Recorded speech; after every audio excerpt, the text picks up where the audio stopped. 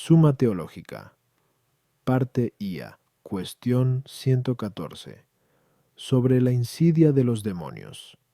Ahora hay que tratar lo referente a la insidia de los demonios. Esta cuestión plantea y exige respuesta a 5 problemas. ¿Los hombres son o no son combatidos por los demonios? Tentar, eso no es propio del diablo. Todos los pecados del hombre provienen o no provienen de la insidia o tentación del demonio. Pueden o no pueden hacer verdaderos milagros para seducir al hombre. Los demonios que no consiguen vencer al hombre, ¿insisten o no insisten en tentarles? Artículo 1. Los hombres son o no son combatidos por los demonios. Lat. Objeciones por las que parece que los hombres no son combatidos por los demonios. 1. Los ángeles son destinados a la guarda de los hombres por misión divina, pero los demonios no son enviados por Dios, porque la intención de ellos es perder las almas, y la de Dios es salvarlas. Por lo tanto, no hay demonios destinados a combatir a los hombres. 2. No es equitativa la lucha cuando en la batalla se expone el débil contra el fuerte, o el incauto contra el astuto, pero los hombres son débiles e ignorantes, mientras que los demonios son fuertes y astutos. Por lo tanto, Dios, que es autor de toda justicia, no debe permitir que los hombres sean combatidos por los demonios. Para el ejercicio de los hombres, es suficiente con los combates de la carne y del mundo, y la razón de permitir Dios que sus elegidos sean combatidos es para que se ejerciten. Por lo tanto, no parece necesario que sean combatidos por los demonios. Contra esto, está lo que el apóstol en F 6:12 dice: no es nuestra lucha contra la carne y la sangre, sino contra los principados y potestades, contra los dominadores de este mundo tenebroso, contra los espíritus malos de los aires. Respondo. En los combates de los demonios, hay que tener presente el combate mismo y su ordenación. El combate procede de la malicia del demonio, que, por envidia, trata de impedir el provecho de los hombres, y por soberbia usurpa una semejanza del poder divino, sirviéndose de ministros determinados para combatir a los hombres, como los ángeles buenos están al servicio de Dios en determinados oficios para la salvación de los hombres, pero el orden del mismo combate viene de Dios, que sabe usar ordenadamente los males encaminándolos al bien. En cambio, por lo que se refiere a los ángeles buenos, tanto la guarda como el orden de la misma se han de atribuir a Dios como a primer autor. A las objeciones. 1. Los demonios combaten a los hombres de 2 maneras. Una, instigándoles a pecar. Cuando tientan de este modo no son enviados por Dios para combatir, si bien alguna vez se les permite por justos juicios de Dios. La otra manera de combatir a los hombres es castigándolos, y para esto sí son enviados por Dios, como fue enviado el espíritu falaz a castigar a Achab, rey de Israel, según se dice en 1 Rey 22:26, porque el castigo puede venir de Dios como de primer autor. No obstante, los demonios enviados para castigar, castigan con intención distinta de aquella con que son enviados, porque ellos castigan por odio o envidia, pero Dios los envía en un plan de justicia. 2. Para que no haya desigualdad en la lucha, el hombre es confortado principalmente con el auxilio de la gracia de Dios y secundariamente con la guarda de los ángeles. Viene a este propósito lo que decía Eliseo en Rey 6:16. No temas, porque más son los que están con nosotros que los que están con ellos. A la fragilidad humana le bastaría para ejercicio con los combates de la carne y del mundo, pero no bastaría esto a la malicia de los demonios, que se sirven de la carne y del mundo para combatir al hombre. Sin embargo, por ordenación divina, todo redunda en gloria de los elegidos. Artículo 2. Tentar. ¿Es o no es propio del diablo? Lat. Objeciones por las que parece que tentar no es propio del diablo. 1. Se dice que tienta a Dios, según aquello del Gen 22:1. Tentó Dios a Abraham. Tientan también la carne y el mundo, e incluso el hombre se dice que tienta a Dios y al hombre. Por lo tanto, no es exclusivo del demonio tentar. Tú. Tienta el que ignora, pero los demonios saben bien lo que pasa entre los hombres. Por lo tanto, los demonios no tientan. La tentación es camino al pecado, pero el pecado anida en la voluntad. Por lo tanto, no pudiendo los demonios cambiar la voluntad del hombre, como se desprende de lo dicho, Kupap, 2. Parece que no les compete tentar. Contra esto, está lo que sobre las palabras de Pablo, en Minates 3:5. No fuera que el tentador os hubiera tentado, dice la glosa. Esto es el diablo, cuyo oficio es tentar. Respondo, tentar es propiamente hacer examen de alguno, a quien se le pone a prueba para descubrir algo acerca de él. El fin próximo, pues, del que tienta es saber, pero a veces se busca, además del saber, algún otro fin, bueno o malo. Bueno, como al intentar saber cómo es uno respecto de la ciencia o de la virtud con la intención de estimularle al bien, malo, si se quiere saber esto mismo para engañarle o inducirle al mal, pues de aquí se debe deducir cómo a diversos sujetos se les atribuye de diversa manera el tentar. Así, el hombre se dice que unas veces tienta con el único fin de saber, y por eso se dice que tentar a Dios es pecado, porque el hombre presume al hacerlo, como dudando, intenta explorar el poder de Dios. Otras veces el hombre tienta para ayudar, y algunas también para dañar. El diablo tienta siempre para dañar, precipitando al pecado. Este es el sentido en el que se dice que el tentar es oficio propio de los demonios, porque, aunque también el hombre alguna vez tienta de este modo, lo hace como ministro del demonio. En cambio, se dice que Dios tienta para saber, pero del modo en que se dice que viene Él a saber lo que hace que otros conozcan. Así se dice en el DT 13:3. El Señor Dios vuestro os tienta a fin de que se haga manifiesto si le amáis. La carne y el mundo se dice que tientan como instrumentos o materialmente, es decir, en cuanto puede conocerse cuál sea el hombre por el hecho de seguir o de resistir a las concupiscencias de la carne, o por despreciar las cosas prósperas y adversas del mundo, de las cuales se sirve también el demonio para tentar a las objeciones. 1. La respuesta está incluida en lo expuesto. Los demonios conocen las cosas que pasan exteriormente respecto de los hombres, pero solo Dios, que pesa las almas, Prov 16:2, conoce la condición interior del hombre, según la cual unos son más dados a un vicio que a otro. Por eso tienta el diablo explorando la condición interior del hombre, a fin de instigar a cada uno en aquel vicio al que es más dado. 3. Aunque el demonio no pueda alterar la voluntad humana, puede, sin embargo, como se dijo, Cumini 111a 3:4, alterar de algún modo las potencias inferiores del hombre, por medio de las cuales, aunque no se coacciona a la voluntad, sí se la puede inclinar. Artículo 3. ¿Todos los pecados provienen o no provienen de la tentación del diablo? Lat. Objeciones por las que parece que todos los pecados provienen de la tentación del diablo. 1. Dice Dionisio en C. Parodiv. Non. La muchedumbre de los demonios es causa de los males de ellos y de los demás. Y el Damasceno dice, toda malicia e inmundicia han sido pensadas por el diablo. Tú, más aún, de todo pecador puede decirse lo que el Señor dijo de los judíos. Vosotros tenéis por padre al diablo, Joel 8:44. Pero esto era en cuanto que pecaban por su gestión diabólica.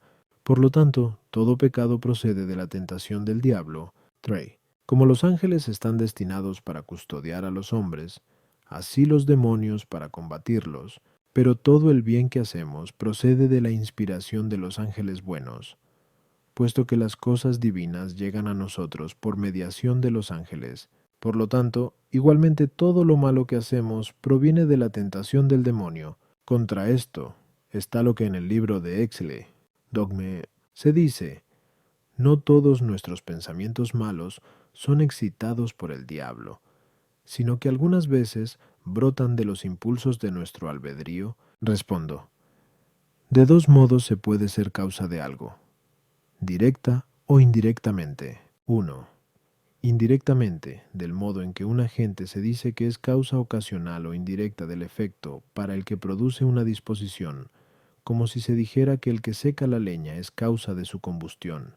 En este sentido sí se debe decir que el diablo es causa de todos nuestros pecados, por haber instigado al primer hombre a pecar, de cuyo pecado se siguió en todo el género humano, cierta tendencia a todos los pecados, y así deben entenderse las palabras del Damasceno y de Dionisio. 2. Directamente se dice que el agente es causa de una cosa cuando obra intentándola directamente, y de este modo, el diablo no es causa de todos los pecados, porque no todos los pecados se cometen por instigación directa del diablo, sino que algunos provienen del libre albedrío y de la corrupción de la carne. Efectivamente, como dice Orígenes, aunque no existiese el diablo, los hombres tendrían el apetito de la gula y de la carne, y otros semejantes, a los que acompaña gran desorden si no son frenados por la razón, particularmente después de la corrupción de nuestra naturaleza, pero el frenar y ordenar tales apetitos es materia del libre albedrío. Así pues, no es necesario que todos los pecados provengan de la instigación del demonio. Si algunos, no obstante, provienen de dicha instigación, para consumarlos, se dejan los hombres seducir en tal acto por el mismo estímulo por el que se dejaron los primeros padres. Como dice Isidoro, a las objeciones 1. La respuesta está incluida en lo expuesto. 2.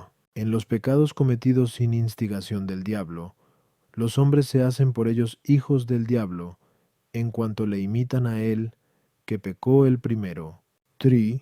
Para pecar se basta el hombre a sí mismo, pero no puede hacer méritos sin el auxilio divino, que se le da por medio del ministerio de los ángeles. Por lo tanto, los ángeles cooperan a todas nuestras buenas obras, pero no todos nuestros pecados proceden de la sugestión demoníaca.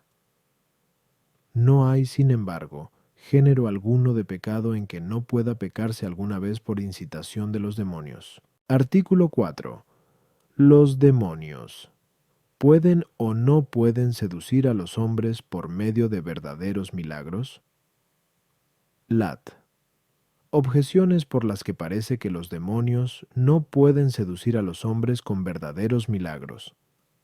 1. El poder de los demonios se manifestará singularmente en las obras del anticristo, pero, como dice el apóstol en Dúsantes 2:9, la venida del inicuo irá acompañada del poder de Satanás, de todo género de engaños, milagros, señales y prodigios. Con mayor razón debe, pues, suponerse que no serán sino engañosos los prodigios obrados por los demonios en cualquier otro tiempo. Todo verdadero milagro lleva consigo algún cambio en los cuerpos, pero los demonios no pueden cambiar la naturaleza de los cuerpos, pues dice Agustín en 18 de Civ. Dei. Nunca he creído que por arte o poder del demonio pueda el cuerpo humano convertirse de algún modo en miembros de bestias. Por lo tanto, los demonios no pueden hacer milagros verdaderos. El argumento, que prueba igualmente cosas opuestas, no tiene ningún valor. Luego, si los demonios pueden hacer verdaderos milagros para persuadir la falsedad, tales hechos no tendrán ninguna eficacia para confirmar las verdades de la fe. Esto es inadmisible, porque está escrito en Mac 16:20, cooperando con ellos el Señor y confirmando su palabra con signos. Contra esto está lo que dice Agustín en el libro Octoginta Triumquaest. Por artes mágicas se hacen a veces milagros semejantes a los que son hechos por los siervos de Dios. Respondo, como puede deducirse de lo dicho anteriormente, Tuandea 4, tomado el milagro en sentido estricto, no pueden hacerlos los demonios ni criatura alguna, sino solo Dios, porque milagro propiamente es lo que se hace sobrepasando el orden de toda la naturaleza creada. Y todo poder creado está contenido bajo este orden. A veces, sin embargo, se entiende también por milagro, en sentido lato, aquello que sobrepasa el poder y la previsión de los hombres, y en tal sentido pueden los demonios hacer milagros, es decir, cosas que admiran los hombres, porque rebasan su propio poder y conocimiento. Incluso un hombre, al hacer algo que sobrepasa el poder y conocimientos de otros, le causa admiración, hasta el punto de hacerle creer que lo hace milagrosamente. Hay que tener presente que, aunque tales obras de los demonios, que a nosotros nos parecen milagros, no llegan a la categoría de verdaderos milagros, son no obstante algunas veces cosas verdaderas y reales. Así, por ejemplo, los magos de Faraón, hicieron por virtud de los demonios verdaderas serpientes y ranas.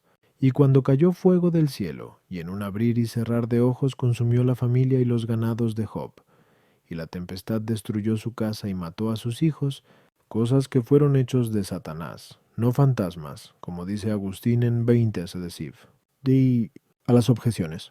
1. Como dice el mismo Agustín, las obras del anticristo puede decirse que son señales de mentira, o porque mediante tales fantasmas ha de engañar a los sentidos mortales, de tal modo que aparezca hacer lo que no hace, o porque, si son verdaderos prodigios, conducirán a la mentira a los que crean en ellos. Tú, como se dijo, Santa Teresa, tú.